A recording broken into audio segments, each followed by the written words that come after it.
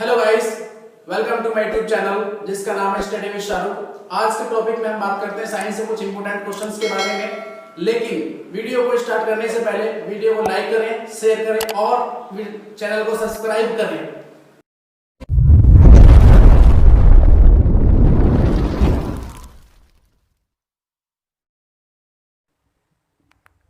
तो आइए students start करते हैं क्लास। पहला क्वेश्चन आपको स्क्रीन पर दिखाई दे रहा है। क्वेश्चन में बोलूंगा, पहला क्वेश्चन ये है, निम्नलिखित में से क्या तापीय क्षमता की इकाई की माप है? ऑप्शन है इसमें आपके वाट प्रति केल्विन, जूल प्रति केल्विन और मीटर प्रति केल्विन या फिर फ़ारेनहाइट। तो इसमें हमें बताना है कि तापीय क्षमता की जो इकाई है या फिर मात्रा क्या है, यह हमें बताना है। तो बताइए स्टूडेंट्स का आपका करेक्ट आंसर क्या होगा। चलिए मैं इसका आंसर आपको क्लियर कर देता हूं। इसका जो आंसर है वो है सेकंड, जूल प्रति केल्विन इसका करेक्ट आंसर है। तो समझ आया आपको? तो जो आपका तापीय क्षमता की माप है वो जूल प्रति केल्विन है। तो आपका सेकंड ऑप्शन जो है वो बिल्कुल करेक्ट हो गया है। क्वेश्चन नंबर 3 जो है वो आपको स्क्रीन पर दिखाई दे रहा है। क्वेश्चन में क्या लिखा है कि जो शरीर में डीएनए है, डीएनए तो जानते ही हैं, डीऑक्सी राइबो न्यूक्लिक एसिड इसकी फुल फॉर्म होती है। बाकी एग्जाम में कभी कभी पूछ लेता है फॉर्म की डीएनए की फुल फॉर्म क्या होती है, डीएनए आरएनए ये बारे में पूछा जाता है, इनकी खोज के बारे में पूछा जाता है। तो शरीर में डीएनए का कार्य क्या है, हमारे शरीर के अंदर डीएनए क्या कार्य करता है वो हमें बताना है। तो जो पहला ऑप्शन है वो है प्रोटीन के संश्लेषण में मदद करता है। जो प्रोटीन होता है क्या उसको सिंथेटिस करने में डीएनए कार्य करता है। दूसरा ऑप्शन है अनुवांशिकता, हेरिडिटी को कंट्रोल करता है, नियंत्रित करता है। तीसरा ऑप्शन है आपका ऊर्जा के निकास में सहायता करता है, जो ऊर्जा है उसको ट्रांसफर करने में ये हमारी हेल्प करता है। या फिर उपरोक्त में से कोई भी, नन ऑफ दीज, इनमें से कोई नहीं इसका आंसर है। तो बताइए इनमें से कौन सा ऑप्शन बिल्कुल करेक्ट रहेगा, शरीर में डीएनए का कार्य क्या है। तो बताइए स्टूडेंट्स, जिस बच्चे को आंसर मालूम है वो हमें कमेंट में जरूर जरूर बताएं। तो इसका जो करेक्ट आंसर है वो सेकंड है, आनुवंशिकता को नियंत्रित करता है DNA. DNA deoxy ribo nucleic acid जो होता है वो आनुवंशिकता को नियंत्रित करता है। तो second option is the correct answer. ठीक है, नेक्स्ट क्वेश्चन की बात करते हैं हम। नेक्स्ट क्वेश्चन में जो आपको स्क्रीन पर दिखाई दे रहा है ये बहुत ही इंपॉर्टेंट क्वेश्चन है। ये बहुत ज्यादा इंपॉर्टेंट क्वेश्चन ये है कि इसके बारे में हम थोड़ा सा पढ़ेंगे भी। हिप्पोफोबिया किस जानवर का डर है? बहुत इंपॉर्टेंट क्वेश्चन है और ये डीआरटी एमटीएस क्लास में जो डीआरटीओ के जो एग्जाम आने वाला है, अभी फिलहाल एग्जाम का फॉर्म भरा गया था, लॉकडाउन की वजह से ये क्वेश्चन जो है, जो एग्जाम है वो बार बार डिले हो रहा है। तो जब होगा तो ये एग्जाम आपको मिलेगा जिस बच्चे ने फॉर्म भरा रखा है। बहुत ही इजी क्वेश्चन है। तो ये क्वेश्चन भी उसमें देखा गया है, हिप्पोफोबिया का डर जो होता है वो किस जानवर से होता है।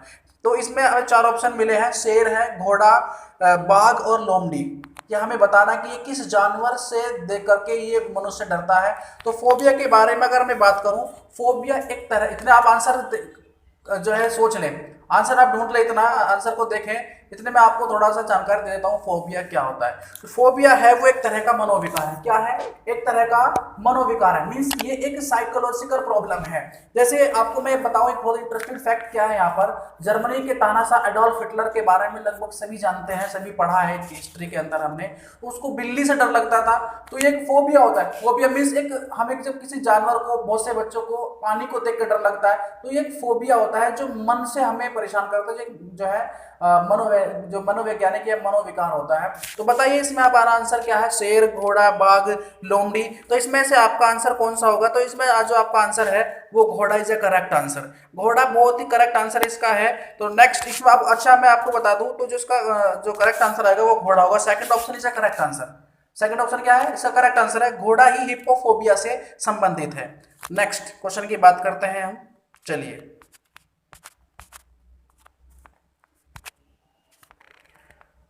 अगला क्वेश्चन जो इसमें दिखाई दे रहा है, नेक्स्ट स्क्रीन पर जो आपका क्वेश्चन आया है, देखिए क्वेश्चन बहुत इंपॉर्टेंट है और जो बायोलॉजी से जुड़ा संबंधित क्वेश्चन है। लिखा है कि निम्नलिखित में से कौन सा पोषक तत्व, बहुत इंपॉर्टेंट क्वेश्चन क्या है कि निम्नलिखित में से कौन सा पोषक तत्व भोजन में मौजूद नहीं होता है। तो भोजन में कौन सा पोषक तत्व जो होता है वो भोजन में मौजूद नहीं होता है, ये हमें बताना है। तो ऑप्शन क्या है इसमें, ऑप्शन देखिए प्लाज्मा। प्लाज्मा जानते हैं प्लाज्मा क्या होता है, पोषक तत्व, एमिनो एसिड, अम्ल कैसे, फ्रक्टोज कह सकते हैं। तो ये बहुत इंपॉर्टेंट क्वेश्चन है और कई बार एग्जाम में पूछा गया, वहीं से दिखा लिया है ये क्वेश्चन। तो इसमें जो आपको आंसर होगा वो हमें बताना है। तो आंसर, करेक्ट आंसर कौन सा है वो आप देखें। तो निम्नलिखित में से कौन सा पोषक तत्व भोजन के अंदर मौजूद नहीं होता, भोजन के अंदर उपस्थित नहीं होता है। तो इसका जो करेक्ट आंसर है वो है प्लाज्मा। प्लाज्मा ब्लड के अंदर पाए जाने वाली एक संरचना है। तो प्लाज्मा जो होता है वो भोजन के अंदर मौजूद नहीं होता। बाकी जो 3 ऑप्शन लास्ट वाले हैं, जैसे पोषक तत्व है और एमिनो एसिड है, फ्रक्टोज, ये सब के सब हमें भोजन में पाए जाते हैं, लेकिन जो प्लाज्मा है वो जो है भोजन में उपस्थित नहीं होता है। नेक्स्ट क्वेश्चन की हम बात कर रहे हैं। अब अगला क्वेश्चन आ रहा है, बहुत ही इंपॉर्टेंट क्वेश्चन है। लिखा है कि निम्नलिखित में से कौन सा शरीर में वसा का सबसे सामान्य रूप है। मैं रिपीट करूं क्वेश्चन कि निम्नलिखित में से कौन सा शरीर में वसा का सबसे सामान्य रूप है।